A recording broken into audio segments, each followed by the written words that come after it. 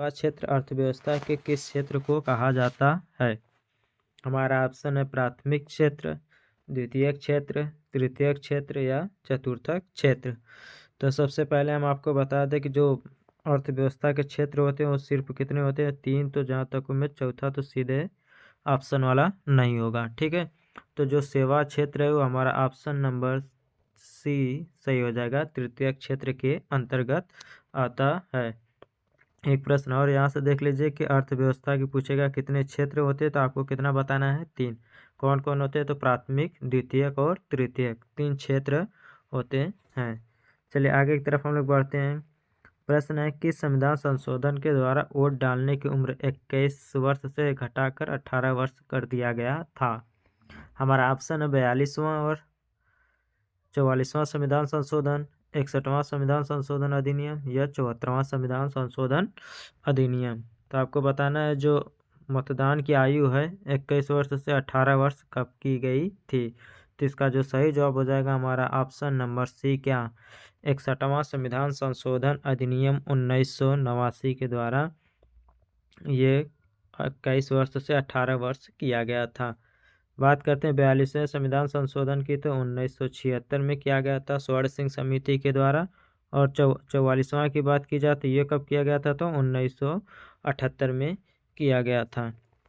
चलिए तो आगे बढ़ते हैं हम लोग। इस प्रश्न का सही जवाब क्या हो जाएगा? हमारा ऑप्शन नंबर क्या? सी, 61वें संविधान संशोधन के द्वारा 21 वर्ष से घटाकर 18 वर्ष कर दिया गया था। उस समय प्रधानमंत्री कौन थे? तो राजीव गांधी थे।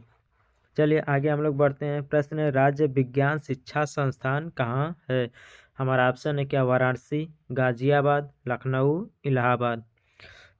दोस्तों प्रश्न को देखते चलिए और टोटल प्रश्नों की काउंटिंग आप लोग करते रहिएगा। अंत में आप सभी लोग अपना स्कोर जरूर बताइएगा। तो चलिए, राज्य विज्ञान शिक्षा संस्थान कहाँ है आपको बताना है तो दोस्तों। तो इसका जो सही जवाब हो जाएगा क्या? हमारा ऑप्शन नंबर क्या हो जाएगा? डी सही हो जाएगा। चलिए दोस्तों, एक प्रश्न के साथ हम एक और प्रश्न पूछ लेते हैं कि राज्य, यहाँ पर विज्ञान है ना, विज्ञान के जगह हिंदी, राज्य हिंदी शिक्षा संस्थान कहाँ पर है? ठीक है दोस्तों, क्वेश्चन हमारा क्या है? राज्य हिंदी शिक्षा संस्थान कहाँ पर है? अगर विज्ञान पूछा है तो इसका तो सही जवाब क्या हो जाएगा? इलाहाबाद। लेकिन हमारा प्रश्न क्या है? हिंदी कहाँ पर है? कमेंट बॉक्स में ज़रूर बताइएगा अगर आपको पता होगा तो। चलिए आगे की तरफ हम लोग बढ़ते हैं। नेक्स्ट क्वेश्चन हमारा, राज्य शिक्षक पुरस्कार कब से दिए जा रहे हैं? क्या 1980 से दिए जा रहे हैं?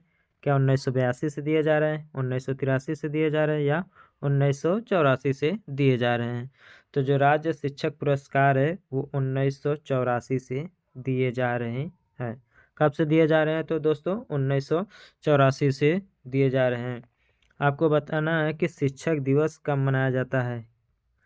शिक्षक दिवस, राष्ट्रीय शिक्षक दिवस तो 5 सितंबर को। कितने को? 5 सितंबर को।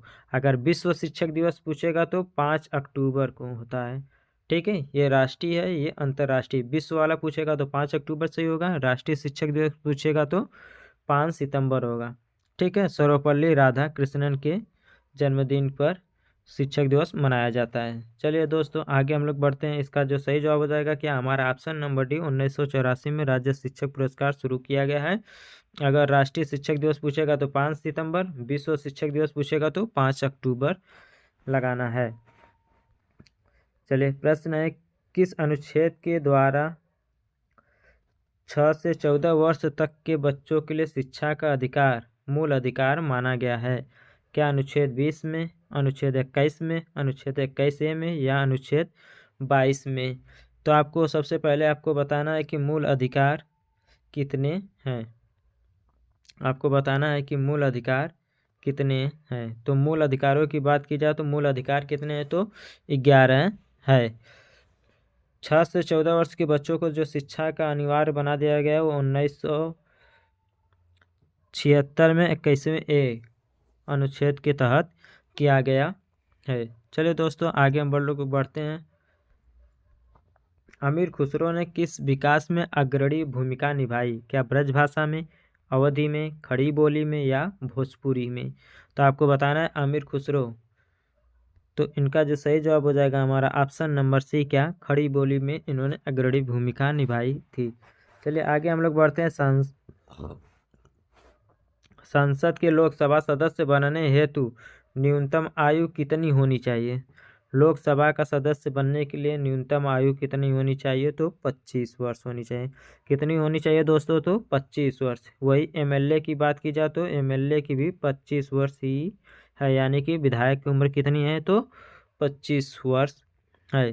30 वर्ष की बात की जाए तो राज्यसभा के जो सदस्य होते हैं उनकी उम्र कितनी होती है? तो 30 साल होती है। कितनी? तो 30 साल होती है। 35 साल की बात की जाए तो राज्यपाल और राष्ट्रपति की 35 साल होती है।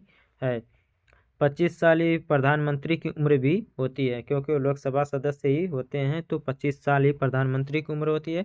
35 साल की बात की जाए तो राज्यपाल और राष्ट्रपति दो लोगों की होती है। चलिए आगे एक तरफ हम लोग बढ़ते हैं। आगे है हमारा संविधान के प्रारंभ में 8वीं अनुसूची में कुल कितनी भाषाएं हैं? संविधान के प्रारंभ में पूछ रहा है, यानी कि मूल संविधान में कितनी भाषाएं थी। ठीक है, तो मूल संविधान में भाषाओं की संख्या सिर्फ और सिर्फ तो 14 थी। कितनी थी? तो 14 थी। मूल संविधान में कितनी भाषाएं थी? तो 14 थी। 21वें संविधान संशोधन के द्वारा एक सब्जेक्ट और जोड़ा गया, क्या? सिंधी लैंग्वेज को जोड़ा गया, तो जिससे हमारा क्या हुआ? 15 हुआ। फिर उसके बाद 1971 में जोड़ा गया नमक। ट्रिक है क्या? नमक। 1971 में किसको किसको जोड़ा गया? तो नेपाली, मणिपुरी और कोंकणी को जोड़ा गया था। कब जोड़ा गया था? 1971 में। ठीक है दोस्तों, कब? 1971 में। चलिए आगे हम लोग बढ़ते हैं। इसका जो सही जवाब हो जाएगा हमारा ऑप्शन नंबर क्या? बी सही हो जाएगा। प्रारंभ में कितनी भाषाएं थे? तो 24 थी। वर्तमान में कितनी भाषाएं हैं? तो 22 हो गई हैं। ठीक है, ध्यान दीजिएगा, प्रारंभ में पूछेगा तो 14, वर्तमान में पूछेगा तो 22 सही जवाब होगा। चलिए आगे की तरफ हम लोग बढ़ते। देश का प्रथम विधि अधिकारी कौन होता है? बहुत ही इम्पोर्टेंट प्रश्न इसका है। क्या हमारे राष्ट्रपति होंगे, महान्यायवादी होंगे, प्रधानमंत्री होंगे या सॉलिसिटर जनरल? तो इसका जो सही जवाब होगा हमारा ऑप्शन नंबर बी, महान्यायवादी होगा। दोस्तों ध्यान देना, राष्ट्रपति पर भी ऑप्शन नहीं जाना है कि प्रथम विधि अधिकारी जो होते हैं वो राष्ट्रपति द्वारा नियुक्त होते हैं। नहीं नहीं, महान्यायवादी इसका सही जवाब होगा। ठीक है, प्रश्न नंबर क्यों है योजना। नेक्स्ट है, योजना आयोग के अनुसार ग्रामीण क्षेत्रों में कितने कैलोरी पोषण प्राप्त न करने वाले गरीबी रेखा से नीचे माने जाते हैं? तो ग्रामीण क्षेत्रों की बात पूछेगा तो 2400 कैलोरी। ठीक है, ये क्या है? ग्रामीण की। अगर इससे नीचे उन्हें प्राप्त होता है तो वो गरीबी रेखा से नीचे जीवन यापन करने वाले हैं। वही 2100 की बात की जाए तो ये शहरी है। शहरी की पूछेगा तो 2100 कैलोरी, ग्रामीण की पूछेगा तो 2400 कैलोरी। किसके अनुसार है यह? तो योजना आयोग के अनुसार है। किसके अनुसार है? तो योजना आयोग के अनुसार है। ठीक है दोस्तों, चलिए आगे की तरफ हम लोग बढ़ते हैं। प्रश्न है हमारा, अर्थव्यवस्था के प्राथमिक क्षेत्र में किसे शामिल किया गया है? हमने पहले बता दिया था कि अर्थव्यवस्था के कितने क्षेत्र हैं? तो 3, प्राथमिक क्षेत्र, द्वितीयक क्षेत्र और तृतीयक क्षेत्र। तो प्राथमिक क्षेत्र की बात की जाए तो इसमें पशुपालन आते हैं, वन आते हैं, मत्स्य पालन आते हैं, यानी कि हमारा इसका जवाब क्या हो जाएगा? हमारा ऑप्शन नंबर डी सही हो जाएगा। प्राथमिक क्षेत्र में क्या क्या आते हैं? तो पशुपालन, वन, मत्स्य पालन। द्वितीय क्षेत्र में बात की जाए तो उद्योग। ठीक है, वही तृतीयक में सेवा क्षेत्र है। ठीक, चलिए आगे हम लोग बढ़ते हैं दोस्तों। प्रश्न है, भारत में सबसे पहले किसने राष्ट्रीय आय का अनुमान लगाया था? ठीक है दोस्तों, आपको बताना है कि भारत में सबसे पहले किसने राष्ट्रीय आय का अनुमान लगाया था। क्या रमेश दत्त मजूमदार, एस.एन. बनर्जी, दादा भाई नौरोजी या एम.जी. रानाडे? तो इसका जो सही जवाब हो जाएगा हमारा ऑप्शन नंबर सी, क्या? दादा भाई नौरोजी ने सबसे पहले राष्ट्रीय आय की अनुमान लगाई थी। महात्मा गांधी के राजनीतिक गुरु कौन थे? क्या लाला लाजपत राय थे, गोपाल कृष्ण गोखले थे दोस्तों? क्या हमारा option number C Jawaharlal Nehru होगा या option number D Sardar Vallabh Bhai Patel? तो इसका जो सही जवाब हो जाएगा हमारा इसका जो सही जवाब होगा क्या? हमारा option number B, Gopal Krishna Gokhale Mahatma Gandhi के राजनीतिक गुरु थे। ठीक है दोस्तों, चलिए आगे हम लोग बढ़ते हैं। इस प्रश्न में एक और प्रश्न देखिए, गांधी जी को महात्मा किसने शब्द दिया था या सबसे पहले किसने बुलाया था? ठीक है दोस्तों, चलिए आगे की तरफ हम लोग बढ़ते हैं। कुतुबुद्दीन ऐबक की मृत्यु किस तरह हुई? क्या बीमारी से हुई थी, युद्ध करते हुई थी, घोड़े से गिर कर हुई थी, या आत्महत्या कर लिए थे? तो कुतुबुद्दीन ऐबक की जो मृत्यु है वो घोड़े से गिर कर हुई थी। चौगान खेल रहे थे, वहाँ से उनकी मृत्यु हुई घोड़े से गिरने के बाद। चरक संहिता नामक पुस्तक किसके विषय से संबंधित है? क्या राजनीति से है, अर्थशास्त्र से है, चिकित्सा से है, या धर्म से है? आपको बताना है कि जो चरक है वो किससे, चरक संहिता है नामक पुस्तक किससे संबंधित है? तो ये चिकित्सा से है। किससे है? तो चिकित्सा से है। आपको बताना है कि चरक किसके दरबारी चिकित्सक थे, किसके शासन काल में थे, दरबारी थोड़ी, किसके शासन काल में थे। ठीक है दोस्तों, चलिए आगे हम लोग बढ़ते हैं। दक्षिण भारत की सबसे ऊंची चोटी कौन सी है? क्या धूपगढ़ है, महेंद्रगिरी है, दोदा बेटा है, या अनाईमुड़ी है? तो इसका जो सही जवाब होगा हमारा ऑप्शन नंबर डी सही हो जाएगा। क्या दोस्तों? अनाईमुड़ी दक्षिण भारत की सबसे ऊंची चोटियों में से है। ठीक है, चलिए आगे की तरफ हम बढ़ते हैं। असहयोग आंदोलन कब शुरू किया गया था? क्या 1922 में किया गया, 1920 में, 1942 में, या 1930 में? तो इसका जो सही जवाब होगा हमारा ऑप्शन नंबर क्या, 1920, यानी कि 1920 में शुरू किया गया था। कब? तो 1 अगस्त, कब किया गया था? तो 1 अगस्त 1920 में। अशोक ने तृतीय बौद्ध संगति कहाँ बुलाई थी? क्या पाटलिपुत्र में, वैशाली में, राजगिरी में, या कुंडलवन में? तो अशोक ने जो तृतीय बौद्ध संगति है वो कहाँ पर बुलाई थी? तो इसका जो सही जवाब होगा हमारा ऑप्शन नंबर 1 क्या, पाटलिपुत्र में बुलाई थी। ठीक है, वही बात की जाए तो ये तीसरा था। राजगिरी की बात की जाए तो पहला कहाँ पर हुआ था बौद्ध संगति? तो राजगिरी में, वैशाली में दूसरा हुआ था, कुंडलवन में चौथा हुआ था। यहाँ पर क्या, कुंडलवन की बात की जाए तो कनिष्क ने कराया था, पाटलिपुत्र की बात की जाए तो अशोक ने। चलिए आगे हम लोग बढ़ते हैं। राष्ट्रकूट वंश की स्थापना किसने की? क्या दंतीदुर्ग, सिमुक, या विजयालय, या वासुदेव ने? तो राष्ट्रकूट वंश की जो स्थापना है वो दंतीदुर्ग ने की थी, यानी कि हमारा ऑप्शन नंबर ए सही हो जाएगा। चलिए आगे हम लोग बढ़ते हैं दोस्तों। भारत में प्रतिवर्ष राष्ट्रीय विज्ञान दिवस कब मनाया जाता है? क्या 28 फरवरी, 5 मई, 2 जनवरी, या 15 मार्च? तो जो राष्ट्रीय विज्ञान दिवस है वो 28 फरवरी को मनाया जाता है। भारत को प्रथम नोबेल पुरस्कार इस विषय के लिए दिया गया था? क्या साहित्य के लिए दिया गया था, औषधि विज्ञान, रसायन विज्ञान, या भौतिकी विज्ञान?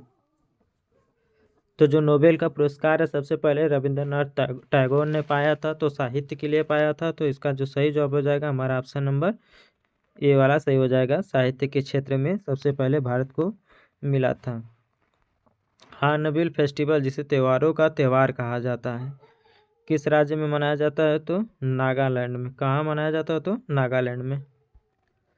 वह राज्य कौन है जो पूर्वोत्तर के 7 बहनों में 6 राज्यों के साथ सीमा साझा करता है? क्या असम है, सिक्किम है, मणिपुर है, या मेघालय है? तो इसका जो सही जवाब हो जाएगा असम। असम जो है 6 राज्यों के साथ सीमा बनाता है और ये 7 सिस्टर के अंदर आते हैं। ठीक है, बांग्लादेश की सीमा किस भारतीय राज्य के साथ नहीं लगा है? क्या असम के साथ नहीं लगा है, पश्चिम बंगाल के साथ नहीं लगा, या मणिपुर के साथ नहीं लगा, या मेघालय के साथ नहीं लगा है? तो इसका जो सही जवाब होगा हमारा ऑप्शन नंबर सी, मणिपुर के साथ नहीं लगा। आपको बताना बांग्लादेश भारत से कितने राज्यों के साथ सीमा साझा करता है? ठीक है दोस्तों, सीमा साझा करता है। चीन के साथ कितने राज्य अपनी सीमा साझा करते हैं? 5, 4, 3 राज्य, या 2 राज्य? बताइए दोस्तों फटाफट से, चीन के साथ कितने राज्य साझा करते हैं? तो जो चीन के साथ है वो 5 राज्य साझा करते हैं। कौन कौन है? लद्दाख है, हिमाचल प्रदेश, उत्तराखंड, सिक्किम, अरुणाचल प्रदेश। तो 5 राज्य ऐसे हैं जो चीन के साथ सीमा बनाते हैं। एपी कल्चर है, क्या मधुमक्खी पालन है, रेशम कीट पालन है, या दोनों, या कोई नहीं? तो जो एपी कल्चर है इसके अंतर्गत मधुमक्खी पालन किया जाता है। रेशम कीट की बात की जाए तो सेरीकल्चर के अंदर रेशम कीट पालन किया जाता है। किसके अंदर, तो सेरीकल्चर के अंदर। ठीक है दोस्तों, तो चलिए दोस्तों वीडियो को यहीं पे समाप्त करते हैं। वीडियो पसंद आई हो तो चैनल को सब्सक्राइब, लोगों में शेयर ज़रूर कीजिएगा। धन्यवाद।